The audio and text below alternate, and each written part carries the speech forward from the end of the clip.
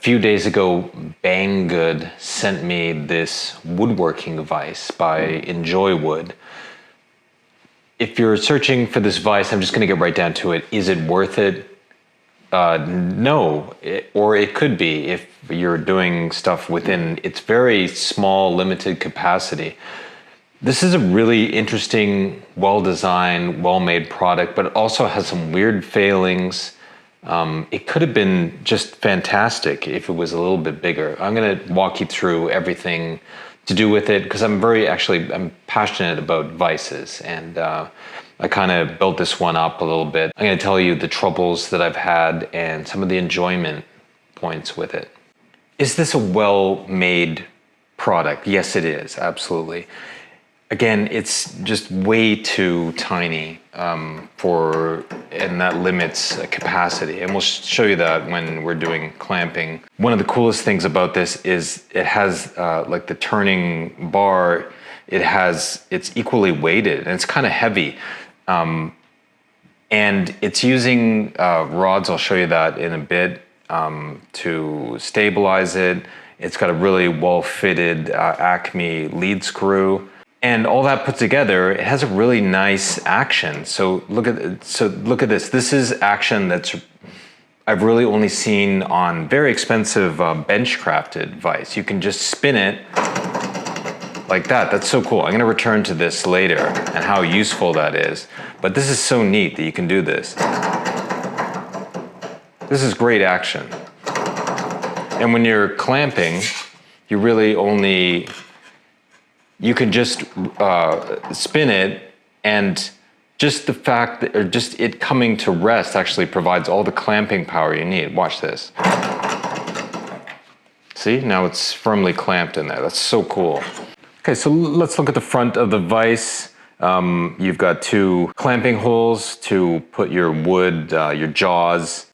This clamps to, or this attaches to the stabilizing rods.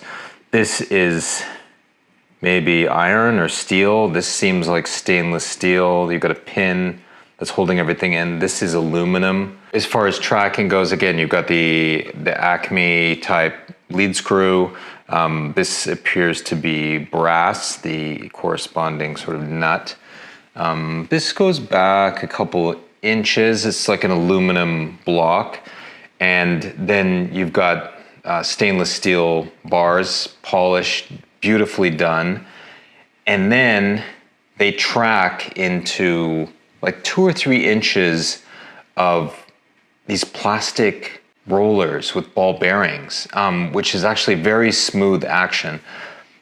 But again, this could be, I haven't defeated it yet, but this could be the Achilles heel of the whole thing. This is plastic. You're never going to produce as much force or be as hard on anything other than a woodworking vise. It has to be, every single link in the chain has to be absolutely solid. And this worries me that this is plastic. Again, when it's functioning well, when it's brand new, it's beautiful because it's just tracking so smoothly. It's very solid. There's just so much of it. It's worrying. It's worrying. Here's a view of the underside where the base is screwed onto the bench. And again, I did this wrong the first time. I had just had it bolted into the MDF, and the very first thing that happened, the very first clamp I did, it just ripped it straight off. So the next iteration that I did, I attached a piece of oak, and I thought of all the forces that were going to be in play. I'm assuming it creates about, clamping strength is probably about 500 kilograms. And I know that each screw has a pull-out strength of about 64 kilograms-ish. And so I put in, I put in enough screws to defeat that force, and it hasn't budged since. It's done all right. Yeah, no, it's not moving at all. And these are the holes in here. Again, they kind of give you these mounting patterns, but they don't really give it to them. So you're gonna have to measure it and figure it out and figure out where you're gonna be flush. But I have internally mounted 5/16 bolts. The holes are around 8 mil. So this was the closest thing that would sort of fill the hole the best I could, so it wouldn't move around. And then if you have an obstruction like this, you're gonna just have to drill into it so all the rods can pass through. So let's just look quickly at how I'm using it, how I built it up personally. It's attached to, I'll give you a wider shot maybe in a second, but it's attached to effectively a big torsion box top that I have. So that creates a long sort of way where there could be racking forces, like once the vise comes in, if I'm doing something thicker, it could start racking down. If you go off to the side, it's gonna rack quite violently to the side. So you kind of want to keep all the stuff that you're clamping in the middle here, and that brings us to a capacity issue. This is in here where the prime clamping force is.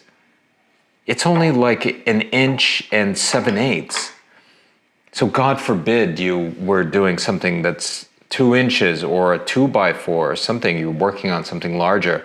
You've got a very small amount of space in that really hardcore clamping zone. You can go to the side, but then it's really, really, really gonna rack, and you're gonna have to add an equal amount of material on the other side to equalize those forces, right? So I knew I was gonna have to have a big block of wood coming maybe about 5 inches up to make contact. And this area up here, that's gonna be the pressure zone, right? That's where you want the most pressure. So I actually made this block of wood and then I cut back an angle here. I put it on a planer sled and I tilted it and I planed it. So there's less material down here, more up here. So assuming everything is 90, when it comes to meet the final clamping position, this contacts first, just maybe like a millimeter before everything else. And then once you finally vise it together, this kind of comes in and there's an enormous amount of pressure right here. That's where you want it. This is the same concept as like a bench crafted Rubo. They always cut these slight tapers. So you get just the top contacting just before everything else. Not too much. You don't want it too radical an angle, but you want it to be there, right? And as you can see, that already helps. Now it's contacting. It's already really firm, actually. Even more firm. I don't want to crank it too much because it'll start racking down here, because just again, I have a long, if I was going right to the bottom, those forces are going to be mitigated. Now it's racking here. Let's try it in the middle. Yeah, that's pretty good. Now it's racking this way. There's always going to be some racking, right? So once you've got this attached, you're gonna have to disassemble a little bit, like you'll have to take out these rods. You can keep this intact. And to make the jaws for the vise, you're gonna have to actually drill holes here very precisely in these positions to run the rods and the lead screw through.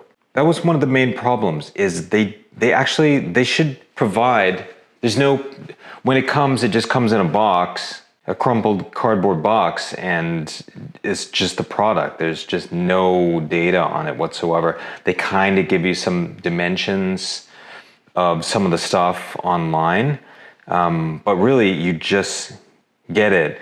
And so I really had to go in and measure, kind of awkwardly measure this stuff and extrapolate where it was. There's offsets here that you have to deal with.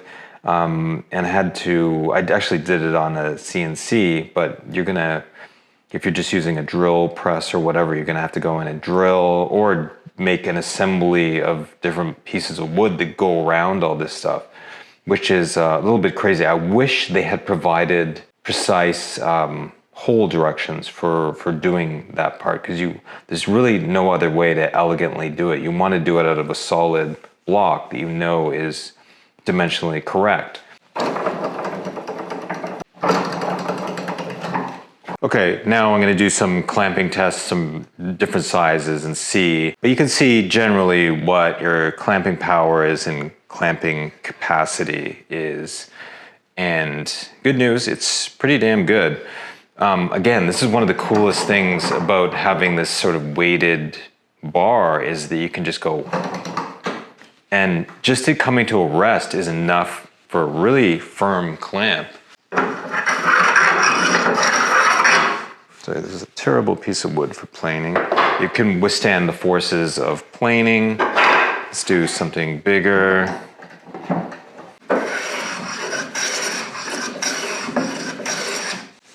Yeah, it's not budging. I can do small stuff, obviously.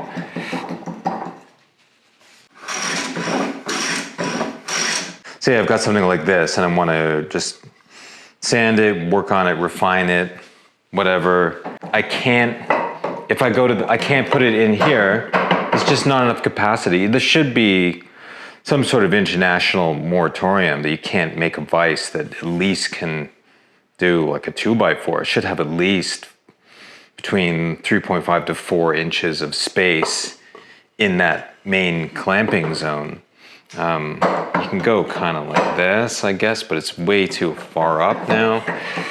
If you go like this, it's just so much racking, but it is kind of holding it actually.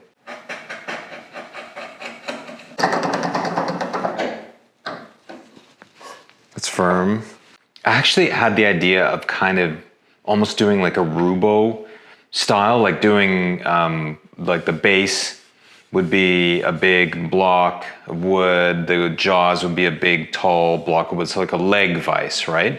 Kind of imitating the bench-crafted vise. So imagine the guts or that smooth mechanism of the vise replacing this, and you'd have to build it out with, you'd have to imitate the way the bench-crafted vices work, right? You'd have to install a sort of crisscross mechanism, so when the forces come together, this resists the up and down racking.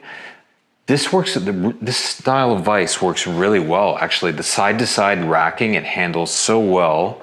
Top pressure is amazing. It's a very useful style of vise, and you could, as long as, say, the guts were there, like I said before, and then all you have to do is, obviously, you have to have all the hardwood and whatnot to create the legs and the bench infrastructure. You could create these crisscross mechanisms out of steel, and hold on, I gotta do it. That would be really high-performing vise for probably a lot less money than it would. I think the bench-crafted hardware is like $600 or something Canadian. So that's a possibility. That's something I'd like to explore in the future, but that's a lot of hardwood and that's a big, big build. I was so happy to have a new vise, but I wish it was a little bit bigger. I wish there was just that width of capacity. It's really miniaturized, and it's about the same price as a larger, more workhorse vise. It works so well though. This spinning action is such a luxury feature to have. That was really well thought out, actually. It's nice. And again, you can just clamp things, and you know that by just doing that spin, you've got the pressure and just letting it come to rest. It's so cool. It's little things like this that make life worth living, honestly. It's just little thing, because you'll be clamping stuff in a vise all day, and just being able to do those nice actions where everything comes together, it's so nice. It's so pleasing, and it reminds you of why you do woodworking in the first place, is to have experiences like that.